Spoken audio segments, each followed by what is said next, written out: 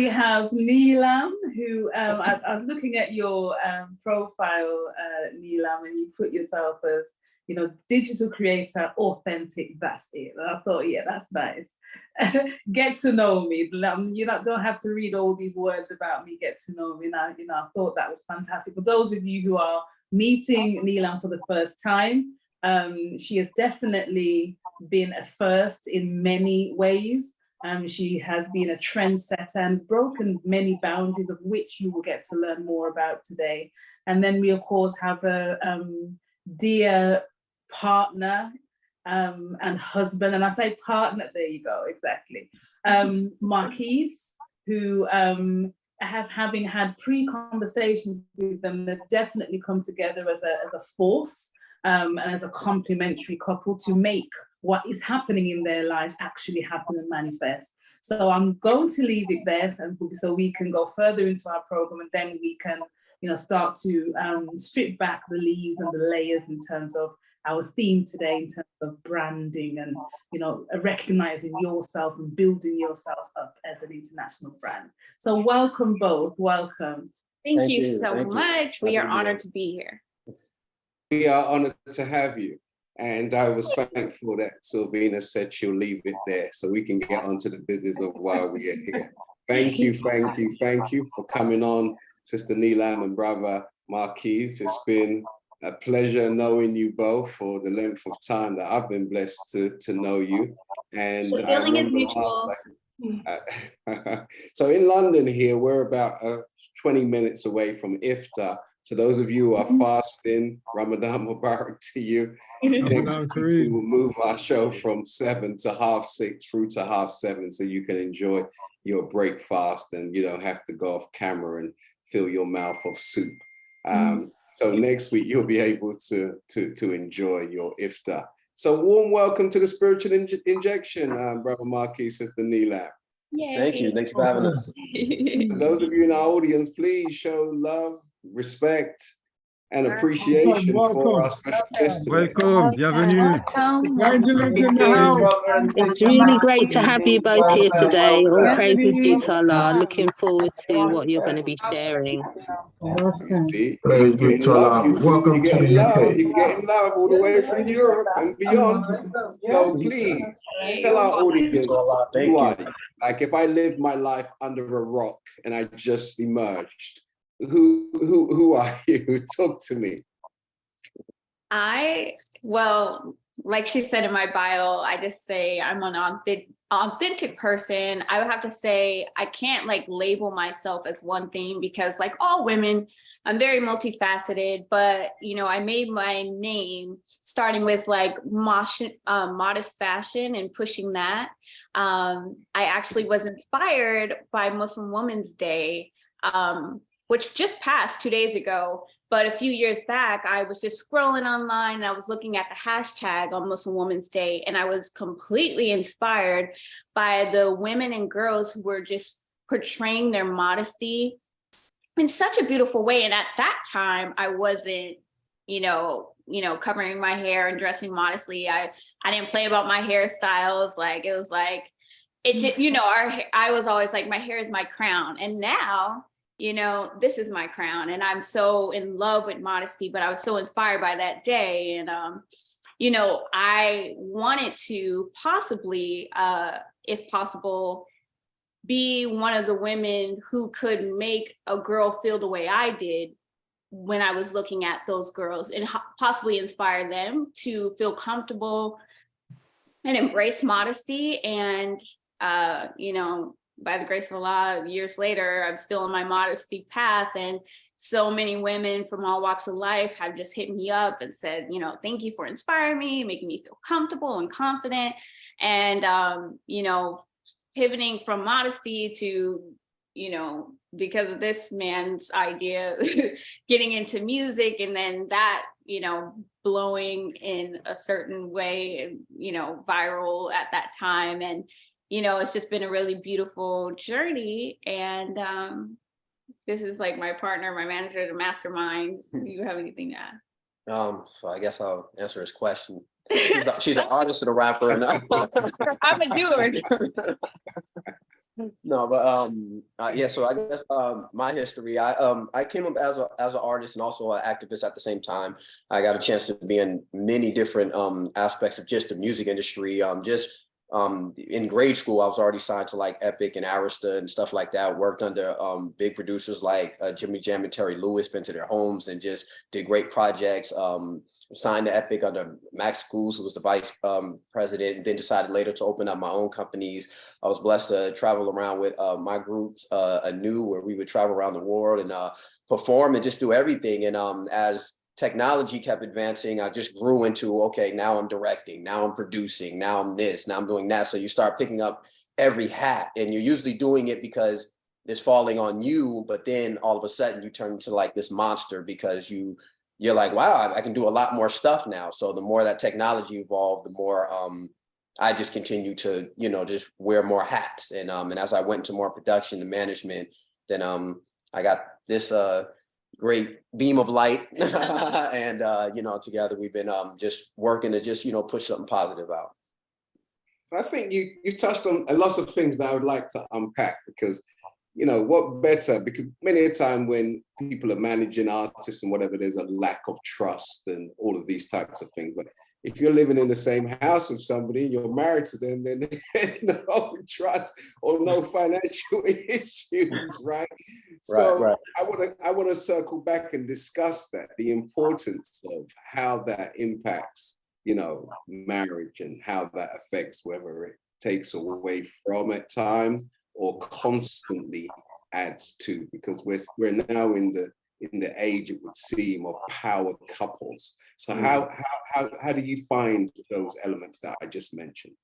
I'll go first. So the positive, naturally, like you said, that pure trust, someone whose mind is aligned with yours as far as vision. You don't have to work like, I'm obviously someone who's a faux pas that's, contrary to what they push mainstream. So I don't have to worry about, oh, you need to wear this or you need to do this. It's like, no, we know what we're doing and we're aligned in our mission as far as like just what we're pushing as far as being our authentic self. As far as like a little con, we do focus on, it's like business can't constantly be in our marriage at all times. We got to clock out. And he is a great reminder to that, because it's like sometimes I'll wake up and I'm like, okay, so today we got it. And he goes, excuse me, good morning. And I'm like, oh my goodness, you're so right. So it's just like finding that balance that, yes, we work together, but we still got a date and stuff. You know what I'm saying? Right. Okay, but you go. Right. And I think one of the things I think people got to figure out is, can you do it like, in your relationship? Right. I think sometimes people look online and they see a lot of stuff and they go, oh, are we living up to this because this couple is doing that? And, every couple isn't made to go into doing like full straight on business, especially in social media like that. So I think with a lot of my projects and a lot of support she had from me, that's how I learned we could work together. And that's, so as I was looking at that, I'm like, well, I can have her back in the same regard and come do the same thing. But we learned the language, and a lot of that is built off of structure of knowing when the clock is off. Con would be, one time she said to me, like, I don't feel like we spent enough time together, and I went, I'm with you all the time. Like, it really was almost insulting. But then I didn't recognize she was talking about a different kind of time. She's talking like just the movies, you know what I mean? Or just going out to eat. And so because we're in so much business together, then I, for a minute starts to lose focus on some of those things that, that matter as far as being in a relationship. So I think it's about structure and having a lot of clarity. And then obviously with any relationship in any regard, whether you're business or not, communication is just, is supreme. Well, you make an interesting point, right? Because couples either have it that way or they have it the other way. It's all lovey-dovey and no business. Okay. Right. But they're in two different directions trying to make the ends meet. And sometimes struggle real hard to make the ends meet. So, given those two scenarios, which one do you prefer? Oh, we're lovey-dovey. I mean, I think more, No. You're missing my point. I'm sorry. No. I'm saying the extreme daily thing would be for someone to be spending all of their time just lovey-dovey, focused on that part, and the financial side, the creative side takes a hit. Okay, so for the whole marriage, they may never buy a home together. They may never share even a bank account. Because the only thing they have in common is lovey-dovey. Okay. But when it comes to corporate and trust from a business perspective, then that could be missing throughout the whole tenure of their marriage. Totally. So which way do you prefer? Do you prefer the way how you found your balance, or do you think those who are on the opposite trajectory, what would you advise for them to do so that they can get the balance? I would say, love has to have love. You know what I mean? So it's not I think, but also marriage, there's love, and then marriage has business. So, it's hard for me to even separate the two, you know what I mean? Because, but ultimately it got to start with, the level of attraction. I think me and her, I don't want to say the lovey-dovey, but we established a strong friendship from the gate. You know what I mean? And I will say that when all else fails, she knows my rule is I never like to get rid of the friendship and the romance for the business. You know what I mean? If all else fails, if I got to just do business, I'll do business. But that part, because with my children, with our children, with our life, and just amplifying life and the feeling of life and everything, there's nothing replaces a relationship.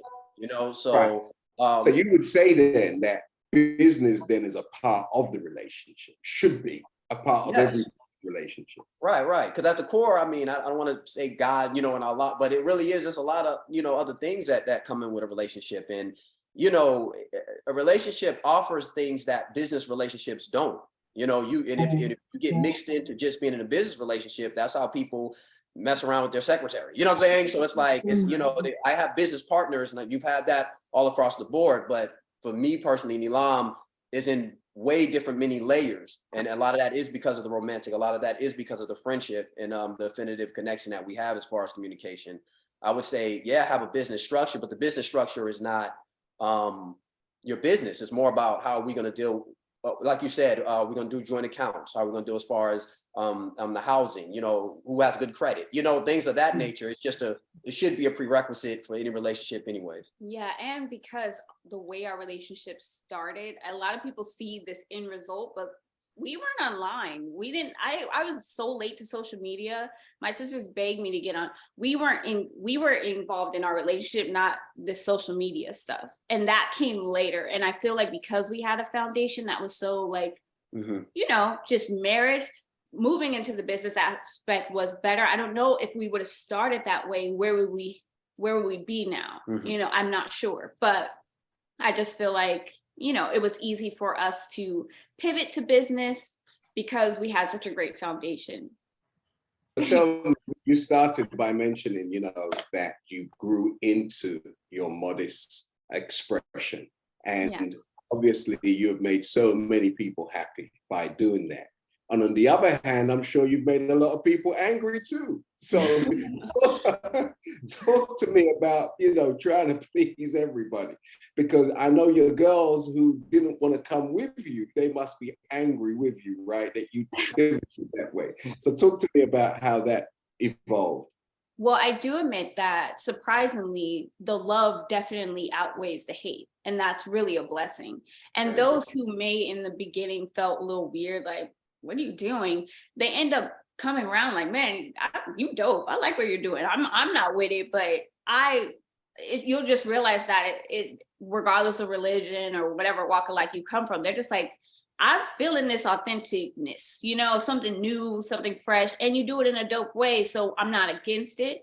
And it took me time to fall in love and grow into, every girl, regardless of her religion, they want to feel beautiful. You want to feel, like you just want to feel beautiful. And at that time, I didn't feel like, modesty was beautiful. I felt like, no, my hair and this, I got to show this and that. And it's like, when my psychology changed and modesty became something that, in my opinion, is the most beautiful, then I was able to embrace it. And that's one thing that we need.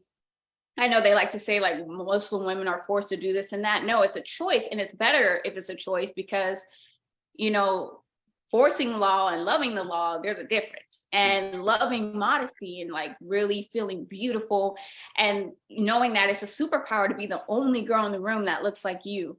And then to see people from all walks of life, people you respect, that come to you and they're like, man, you look amazing. And it's like, wow, it's that unalike really does attract. And male, female, they're just like, a lot of times what I'm wearing and how I look speaks before I do. So, you know, and if you didn't know, who, you know, people who are like, what do you do? I'm just drawn to you, you know, and it's just like, it's really such a beautiful thing, embracing modesty. And yeah, I'm so happy that I did so. And how proud does it make you, Brother Marquis, to know that your wife is having such a positive effect on women around the world, and also men around the world, but most importantly, women around the world, particularly those who have daughters and their daughters are struggling to try to find a happy medium, you know, and to try and fit into the world, right? Because sometimes the peer pressure is the biggest stumbling block to, you know, growing into your maturity. So how does that make you feel, Brother Marquis? I think it makes me feel great. And I think what I love about it, what I love is that Neelam is real. You know, this would be different if it's like, oh, it's a business and we're selling, and any second, you know, if every day I have to talk to her like, hey, you know, still do this, you know what I mean? But it's something that she's genuinely happy about, something she genuinely does, and that's the radiant effect that it has. And to bear witness, you know, I mean, we because of, you know, of the way our business runs, everyone who meets with us, they want to meet in these kind of settings. We get invited to these kind of situations. I'm talking about anything from like Michael Jordan, big house party stuff where everybody's everywhere, SZA's on the stage performing. And when I tell you, people stop and they're literally like they're mesmerized by what Neelam is giving. And, you know, and everybody, people there are giving off everything you would expect to be the most attractive, but because everyone is doing it, it cancels each other out. And so what Neelam does in real time, it's like, it's in real time, it works, you know, everything to the Rock Nation brunches and everything. It really, and a lot of that is because she is happy with what she's doing. She's happy with who she is. You know, I never forced her, you know, or anything like that. I never, you know, pushed her or anything. This was something that was genuinely in her. And I really appreciate it. We have a daughter now. I've always been big on taking care of my sisters, you know, my sisters' husbands, they had to come through me, you know what I mean? Like literally like come talk to me, you know, in the absence of my father. It's always mattered to me. And being a man, I know that the rise of the standard of our women is critical. You know, it just is, you know, and no matter how much we can study and learn and do what we do, if our women's standard is low, then everything falls below that, you know what I mean? So to see someone who's raising that bar and to see the way people respond to it, it's really beautiful, and it's a great thing. And I really love it. I love this life. Fantastic. So tell me, Sister Neelam, you know, growing into just accepting your modesty and then designing a modest, unique expression for yourself, how important is it for others to really replicate such a journey? Because it seems your approach has blessed the world with a unique expression, and there doesn't seem to be enough unique expressions. So what would you advise like fathers and women who are struggling in that area in regards to that unique expression of modesty? Well, I just know for a fact, like that representation matters. We hear that all the time, but it's like, you can't be what you don't see. And if the only thing as a, you know, it makes sense. If I want to be a female rapper, if I look that up, I go, okay, how do they dress? What do they talk about? And then I'm going to emulate that because I'm trying to be what I want, what I'm seeing. So if we can give more dynamic options, because women are such dynamic beings, to keep us just in one lane is just kind of ludicrous. You know what I'm saying? And back in the day, we used to have that balance. You used to be able to listen to Lil' Kim and Lauryn Hill, but now we're only getting the one side, and to be able to bring in that balance. But most importantly, I mean, Cardi B said it. She was like, you know, I try to pivot and do this, but y'all don't support that. So if you don't support that and that's not making it, why would I do something that's not winning? For us, yeah, I'm able to continue to do what I'm doing because the mission isn't to be, you know, famous, popular. The mission is just to be an expression and to bring something new and dynamic to the world and just be the clean glass and try to show girls that there's other ways. And, but if we could support more people like that, it would obviously magnify that message and make our girls and our women have more options to look at and feel like, wow, I can do that too. It's not just oversaturated with this one side that seem to be winning.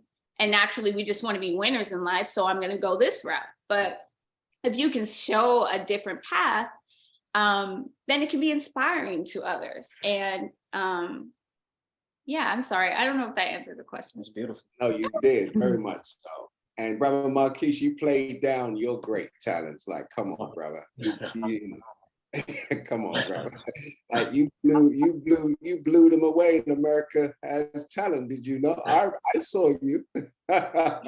Crazy to all out. I looked that up the otother day. It has 33 million views. A new performance on it's unreal. Wow. Talk to us about that journey, brother.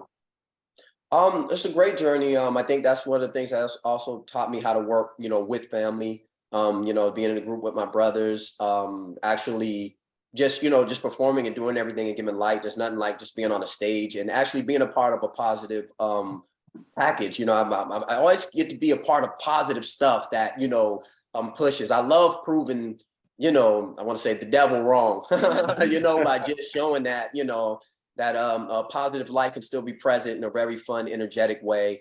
It's funny because me and my brothers, we spent 4 months in France, in Nice, France. And this is before Neelam had dedicated to wearing actual, to wearing like, you know, the head covering as much she has, whether you can call it hijab, scarf, whatever your preference is. And out there in Nice with my brothers, that's where I had noticed how mixed in the hijab community was with a lot of just the, you know, the common, I don't want to say citizens, but I was out there. I said, wow, we're behind the cusp here in America that we haven't really, it wasn't like that yet at that time. So it was just crazy because the experiences with my brothers being out there, when I come back to America and then my wife goes, I'm going to do this. I'm like, oh, all right. You know, I've seen this, you know, I've seen this work actually, you know, so yeah, but it's definitely been a great, beautiful experience. Shout out to my brothers, Mark and Rasan, or Rain, Mark Scott.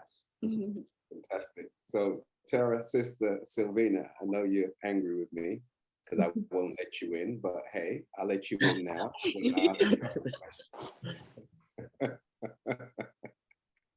I am Hakeem the Generous. So. Thank you. I was wondering. So I just want to ask, you know, this has been, everybody's in the chat. The chat is blowing up right now. They're like, can we hear a song? You know, but my question is, how, I know we talked earlier, but when you talk about building a brand, because a lot of people are on the internet just doing all type of crazy stuff just to make money or make a name for themselves. So to build this brand that you have, what did it take? I mean, what kind of focus did it take? What kind of steps did you take to make sure you had the brand and you know when they see this is our brand, nobody else has this brand? How did you do that?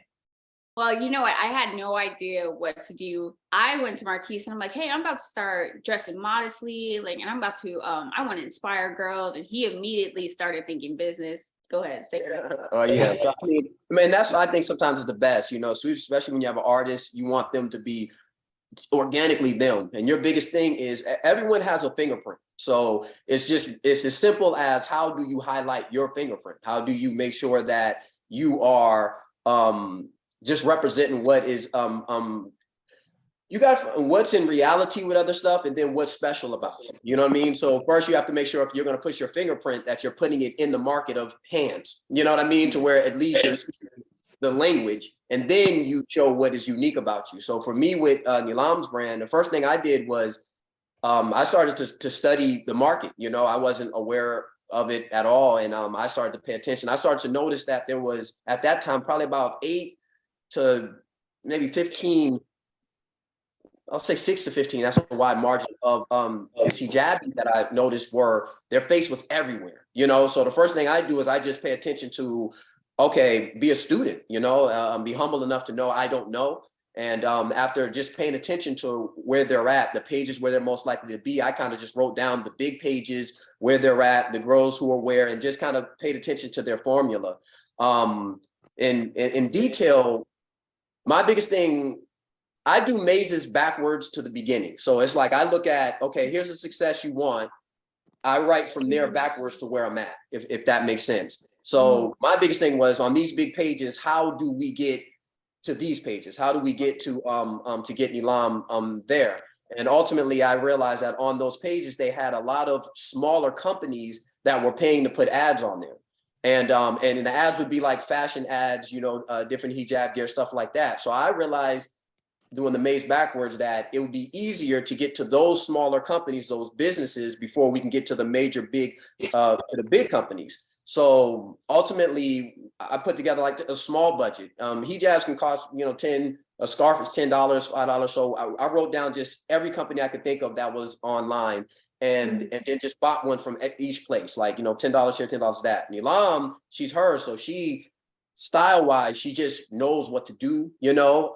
And I would pay attention to, say, if this company A, if they're paying for an ad on this big page, what is the aesthetic of that page? So ultimately, when we go to dress up, we want to make sure that our colors and everything that is in line with most likely to go on that page. So, and that's what I mean about putting your hand in with the hands, of just kind of aligning with what's there. And so ultimately, it went from us posting on our page and just tagging those places to those places going, wow, you know, thank you for, you know, styling our scarf. Can you, and they will ask us, can we, you know, use this? Can we post this? Can we anything? And that's when I'll get clear. Oh, do whatever you know, whatever you intend to do. And I mean, in the first 2 weeks, one of our big page goals, she hit, you know what I mean? And we was like, okay, wow, this is working. So of course, there's a lot of clothes and stuff that comes into actually, you know, getting to having to shoot styles and stuff like that. So we took like a credit card, we just said, let's do a small, like $300 limit. We'll go and get clothes, and in 2 hours, just shoot so much material, bring the clothes back, you know what I mean? And go get more, you know what I mean? And so, and that's how we would start it. We would get all the material done. I learned how to color, how to edit pictures, because we wanted to make sure we met the quality of where they were at. Then it went from us buying these scarves from these companies to them sending us scarves. Then it went from that to they couldn't even send us scarves; they had to pay us to wear. You know what I mean? And so it you know, it was ever evolving thing, but it was quite fun. Oh man, that's awesome! Now you see how he had a plan. It's nothing but a man with a plan. Very good. Focus and a plan. I love it. Okay, that was my one question for right now. I'll allow Sister Samina to come on. She ready now. So for me, in terms of thinking about branding, you mentioned earlier, Neelam, and with regards to how women or girls, you know, you intend for them to see themselves. And I wondered, with the term brand, of course, you're an international brand, you and your husband have achieved that and are growing to higher heights, but what is your view on just girls and women seeing themselves uniquely as a brand, and then potentially whatever their lane is, whatever their destinies, if you like, they can then potentially develop that into something not similar to you, but whatever their lane is, so to speak. Right, yes. Yeah, I believe that's really imperative. I get what you're saying, because like I look at Ibtihaj, who is the first, you know, Olympian fencer who wears hijab. And you know, she broke that mode and we're looking like, what, we fit? Okay. Right. And then Halima goes and she's the first hijabi supermodel. And we're like, oh, okay, we can be in this arena and be completely covered and walk the runway with everybody else. Like, wow, amazing. And then we have, you know, we have ice skaters and, you know, so to even be in this music lane, it's like, yeah, we can do all of this. So I get what you're saying. It's like we, no matter what lane you're seeing a modest woman in, it makes you know that you could show up as yourself doing whatever you want to do. We have doctors, we have dermatologists, we have, what do we need? We need someone to go to space in a hijab. You know, it's like, you just knowing that you can do you, regardless whatever lane that is, and that we're here. And brands, look, the Muslim market, there's a lot of money to be made in it, and these brands know it, you know. And it was amazing. Like I did my first campaign with Old Navy, and they have me dressed in Old Navy, but they're like, no, we want you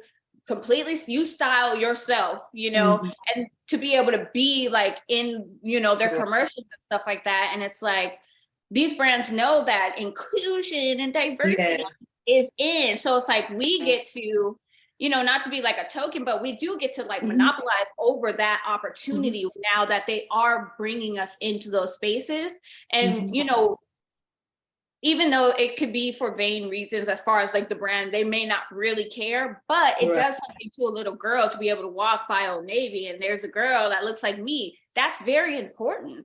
And then, you know, and like you said, it goes, you can go to whatever lane, showing up as yourself and feeling confident about being yourself. And also, like I said, sometimes you are the only person in that room that looks like you, and that can be intimidating, but to know that that's a superpower, because they ain't putting two hijabis on a billboard. It'll just be one. But to know, like, no, you're in the conversation, you're there, and that's a superpower, you know. So I've always been of the mind that in the US, you know, there's so much talent, but America is very saturated, right? So Sister Tara, she's in the UAE, she's in Abu Dhabi. So she's surrounded by, you know, modest dress all day and all night, to some degree. So have you not thought about taking your brand, your unique expression outside of the US to much more concentrated areas where your style or your way can probably be a lot easier implemented and a lot easier, you know, or more attractive to those who already have a foundation in regards to modesty? Yeah, go ahead. Yeah, and I think that's that honestly, that's always kind of the game plan anyways. It's just that with America, you're able to cover so much ground already. So a lot of times people do kind of respect what you're doing if you already did what you did, you know, in America a little bit, and then you move out and branch off and do what you have to do. She's been able to, I mean, a lot of the markets, when we look at the analytics, a lot of international market already is in support of her, and it's just now time to just go there. You know what I mean? And just start, you know, moving in that case. But there's been so much to do here, you know what I mean? And it's just a lot of the mission, you know, has been here in America, but make no mistake about it. Yes, without a doubt. Yes, absolutely. Because what I've found is that many women who have been reared in modest attire, because the modest attire was not, you know, fashionable, it wasn't unique, it wasn't artistic, they turned away. So to try to reinvigorate, you know, a whole world of people who turned away because their mothers may have dressed them in styles that were just weird, right?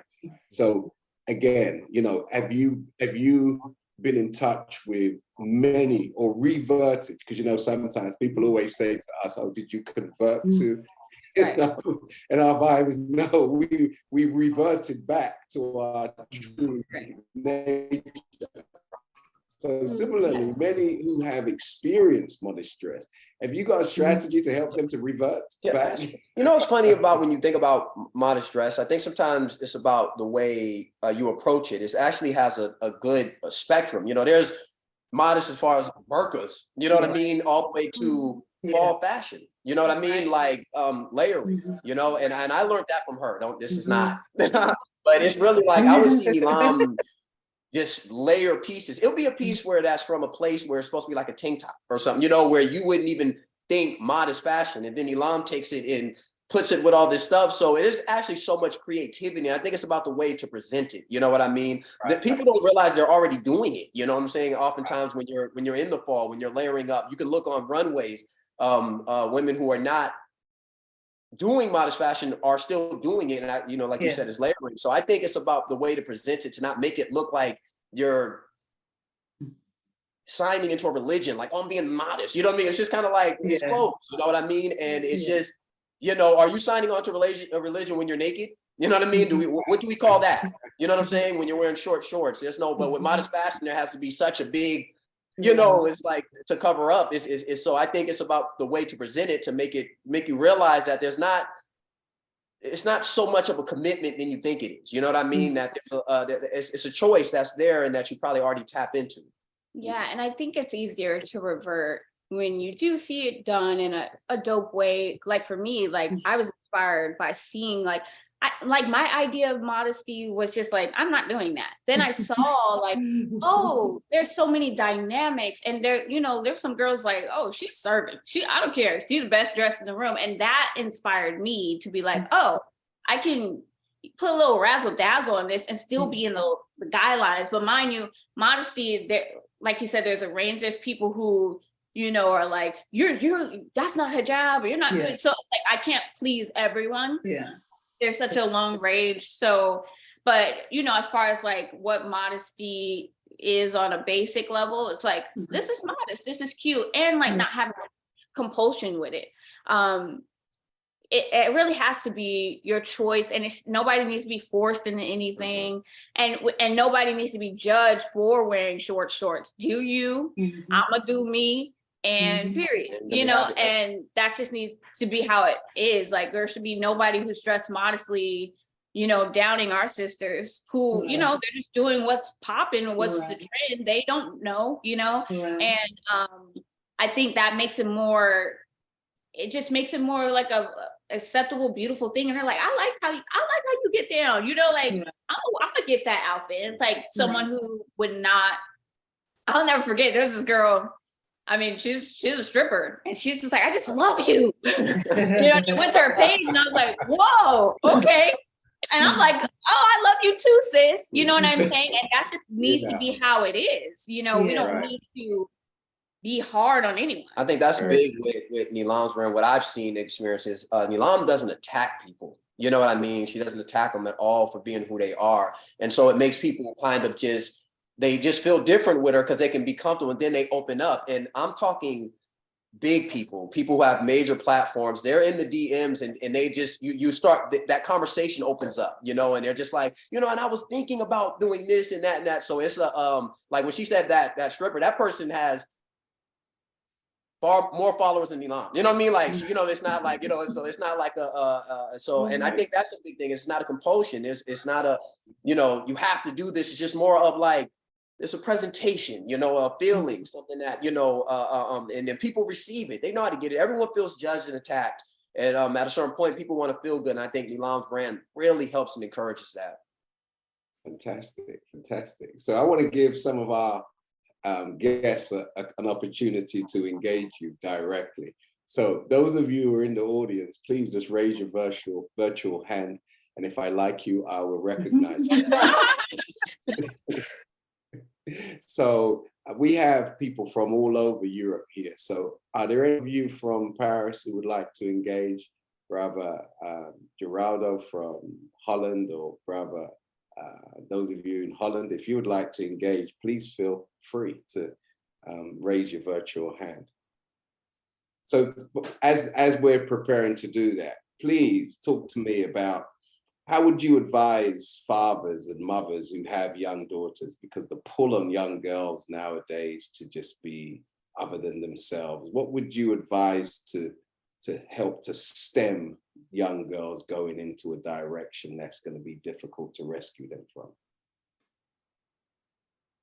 Yeah, I'll go first because it'll be short. Like, because, you know, I have a daughter too, and I have to think wisely on how to deal with her. Naturally, I'm being an example for her, but you know, it's still her, you know, I don't know, when she's only 8, but you know, when she's a teen, who's her peer group, what's in front of her, and like just striving to put examples in front of her that she can possibly be like, oh, she's dope, I like that, you know what I'm saying? And hopefully by that time we can have more examples where it's not just 1 or 2 girls, we can have a plethora of, you know, dynamic women that my daughter can look at and be like, oh yeah, I like that, or I like that, you know, where she can see representation and options, and that she can possibly, you know, rock with. But, you know, I want her to choose for herself. I'm never gonna wrap her up, you know, it's gonna be like, do you want to, you know, do this?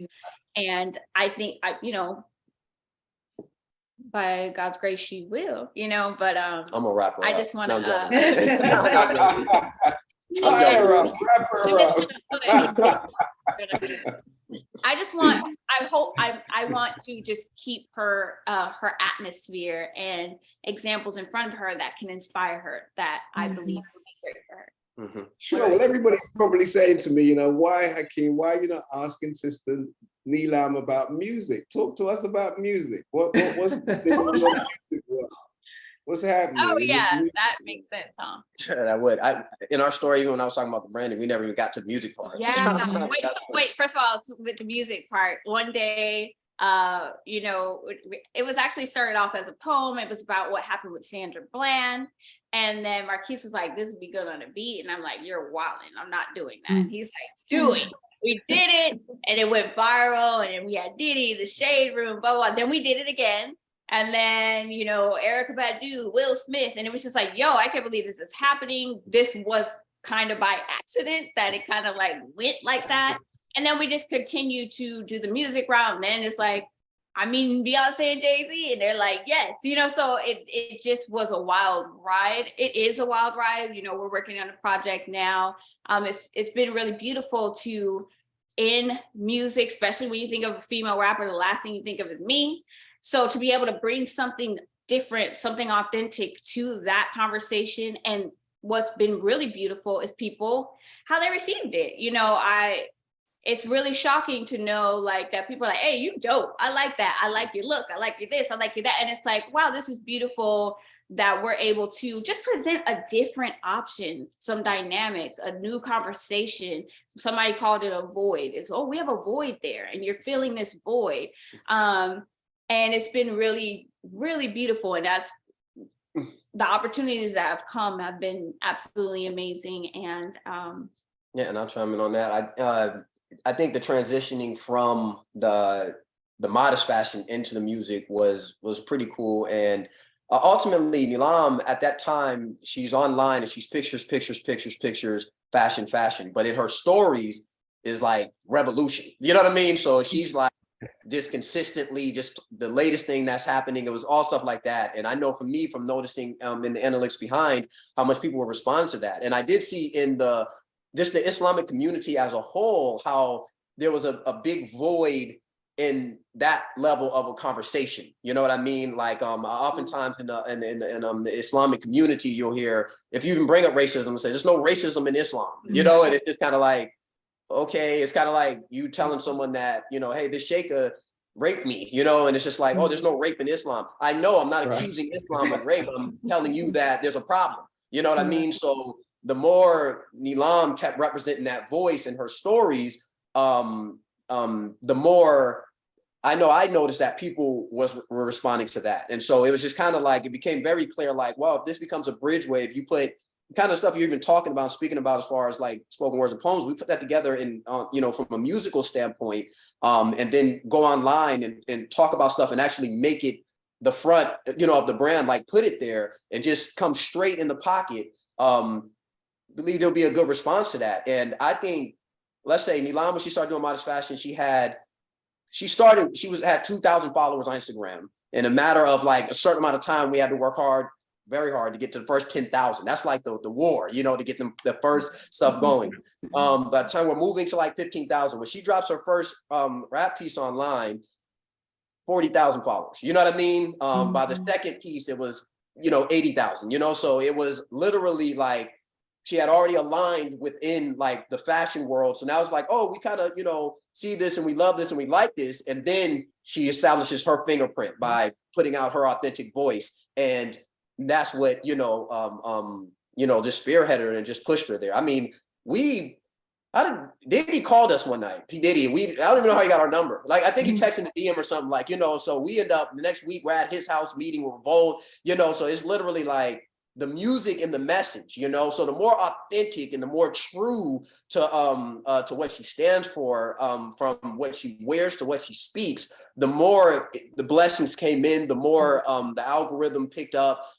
It just literally, it started to move a lot more quicker the more we was in the pocket, to be honest. What I'm thinking is, when I listen to you say that, what I'm thinking is the difference between you and a lot of others that I have heard, like you have a lot of Muslim rappers and others, but they seem to just be speaking to their own constituency, right? So everybody's just recycling, talking about God and, all this sorts of stuff. But what I've noticed with you, you seem to be able to jump over that stereotype of just speaking to your own community. And you seem to have an approach that takes you outside of just going around in a circle and just trying to feed from your own community. Is this a conscientious thing that you engage in, or is it something that just happened? You know what?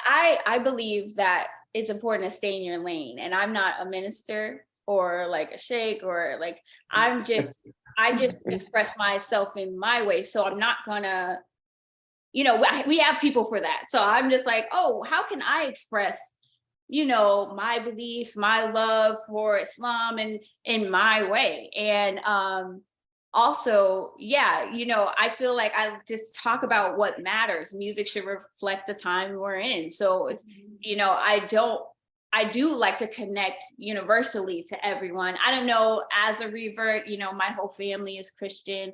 There's only like 5 of us out of my entire family who, reverted to Islam. So I can't help but come from a unifying point of view. And also because of that, learning just the similarities of everything, we do all this religious gang banging, and that's human made, but we all know there's so much similarities, and like the equation thing, 1 + 4 is 5, 3 + 2 is 5. We're all getting the same answer, but we're arguing about the equation. And I hate to talk about religion. I hate to talk about stuff like that, because I feel like it does more disunifying than unifying, and so I do like to keep it universal while using my dope Black Muslim culture.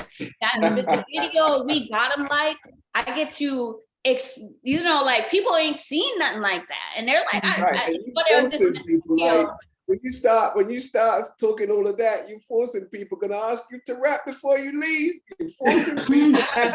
we need to play we got them, like, because maybe people haven't seen that, because I do want them to see that, because that we weren't, it wasn't like, oh, like you said, like a Muslim song. It was just a dope song, but I'm surrounded by, I was in a studio with these people they're just like, dude, I've never seen girls do anything like that. Like, what is it? Like, it's he said it's so hard in 2023 to do something that ain't been done on the internet.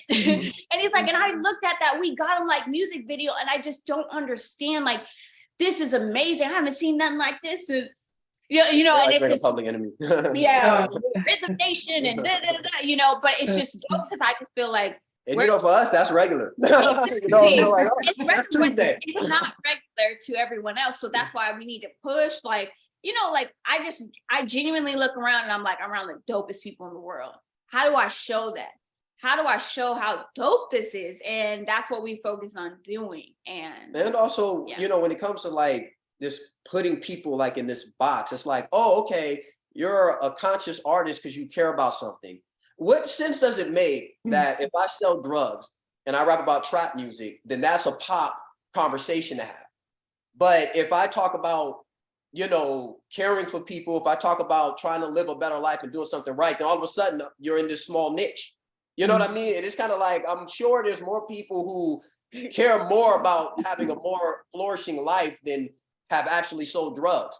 but it's just the way that it's marketed from people who can care less about our community, who care less about us, that ultimately you get pushed into this place where you're, wow, if you believe in God, if you even mention him, then all of a sudden you just got to be a religious rapper. You know what I mean? So, and I think the point is to not allow no one to take you out of being a human. You know what I mean? It's kind of like the world is full of water, but it just seems like you go pop if you're drinking liquor. You know what I'm saying? So it's just, you got to go back and rebrand it and bring back perspective to say, hey, this is life.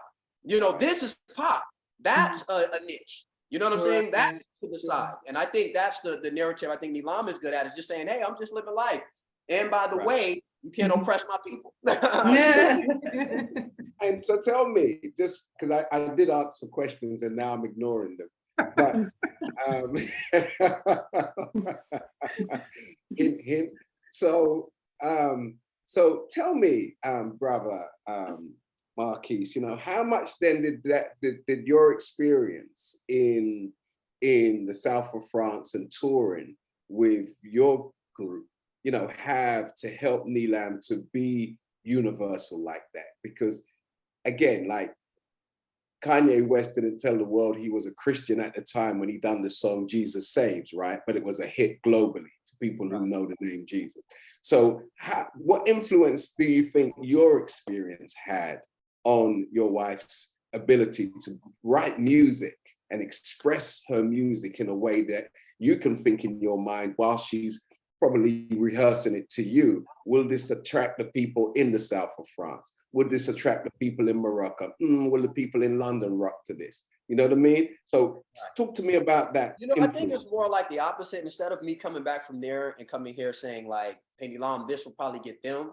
It's more like I'm out there and I come back and I'm like, Neelam, they'll love you. You know what I mean? So I feel like it's you know, when I look, I'm like, I think Neelam, like, you know, authentically just who she is. She really just has a good spirit, a good heart, and she's just full of just a lot of life and a lot of artistry in her. And I think collectively, just, you know, as a production team, as far as like, you know, executive producing the stuff and helping the co and everything that's happening in our projects, I'll add in the elements that's, you know, necessary and needed, you know, to get there and do that. But I think when she looked at Muslim Women's Day, I think it, you know, most of those women were from those places. You know, not many of them was really from America. They were already from all that stuff. So when I took it as something from Almighty God, because I'm literally like, I got something on my mind thinking about that stuff. Then she comes to me and starts showing me all these pictures, and I'm like, wow, I just was kind of like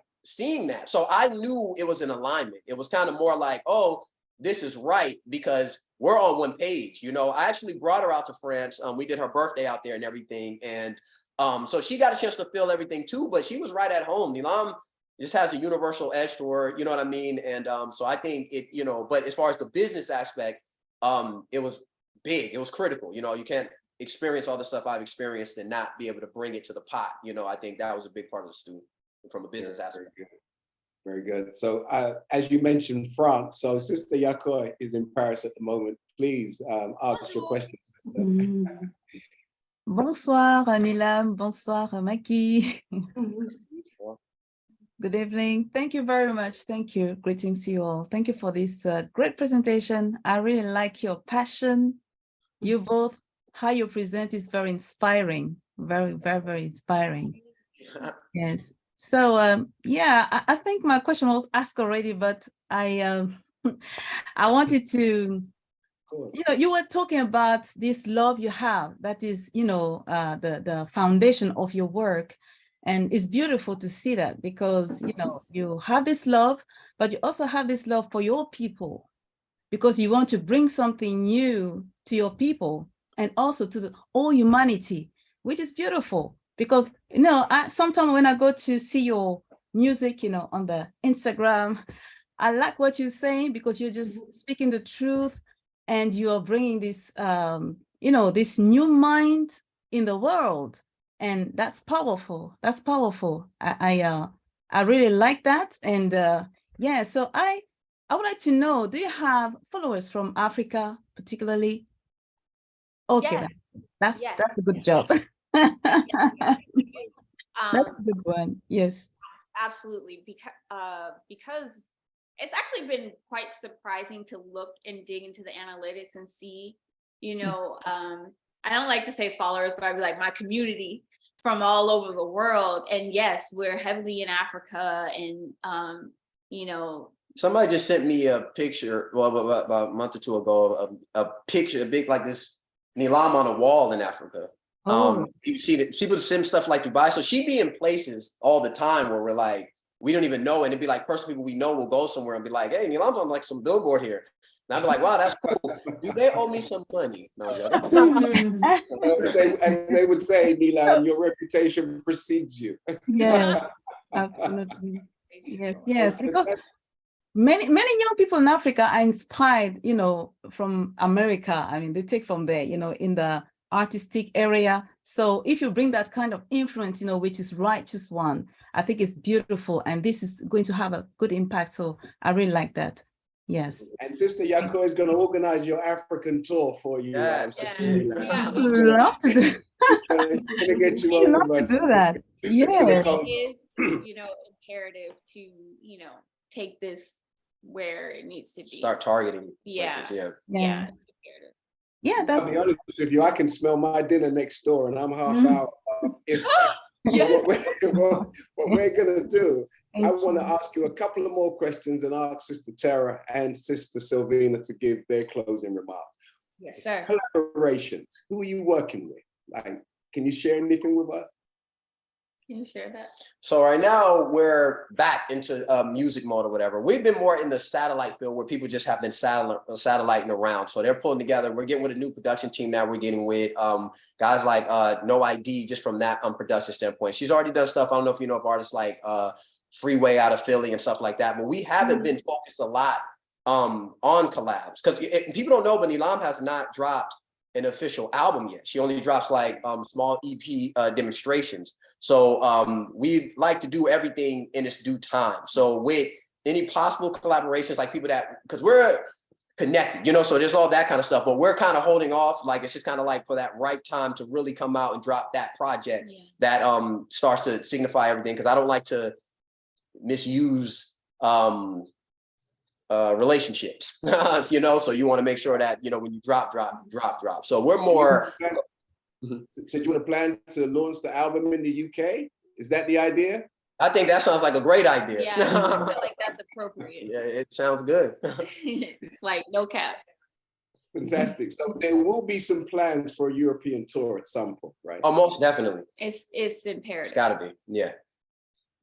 Fantastic. Sister Tara? Yes, I think someone's asking, can they hear a song? It's cute. Be patient. It's ready. It's cute. Like, so. wait a minute. No, we're going live. We don't want like. Oh, live. Okay. All right. Hello. Wait, do you guys have, by any chance, the We Got 'Em Like video that we can share? Yes, it's cute and ready. Okay. Cool. So you don't want to do nothing live? Well, I did want to say one thing. So Go ahead. I know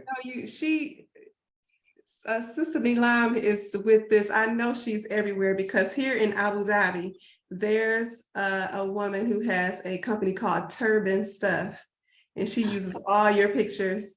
And so I know, because I ordered a few. Now, Grandma Marquis, you gotta go get that money. They bootleg. So yeah, she's here. It's like really big. So everybody, they're like, is she from the US? Like, people ask me, because I think when they see Black people, they automatically think you know all the Black people. I'll tell you what you do, Sarah. You need to send them the drill competition.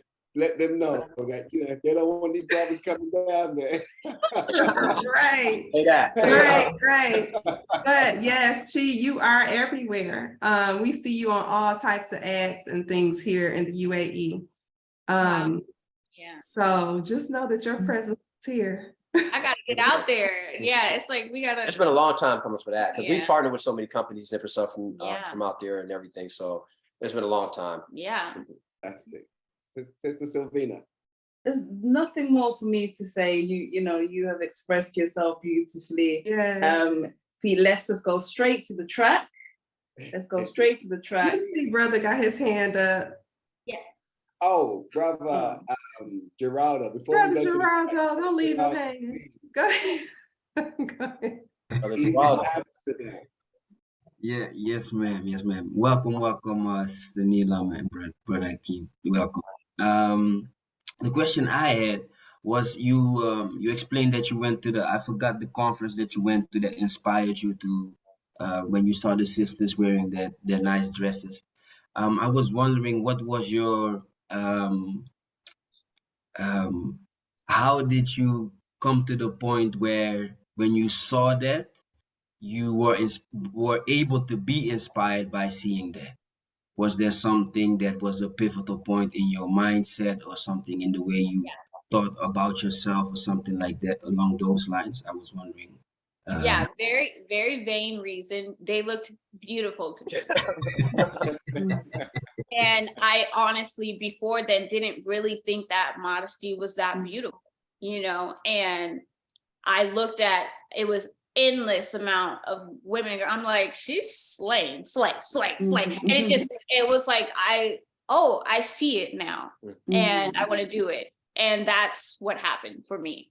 Which I say is crazy to me too, because Neelam was dressing modest before that. She wasn't fully wrapped and like fully like, you know what I mean? So she was like, and for me, and even marrying her, that was one of the things that I was attracted to, was how effortlessly she was modest, you know, and didn't really recognize how good she did a great job at it. She just wasn't on the like, I'm going, because she always wore her hair out with everything. And she just said, I'm not showing my hair no more. Like, you know, she went, you know, just deeper into it. But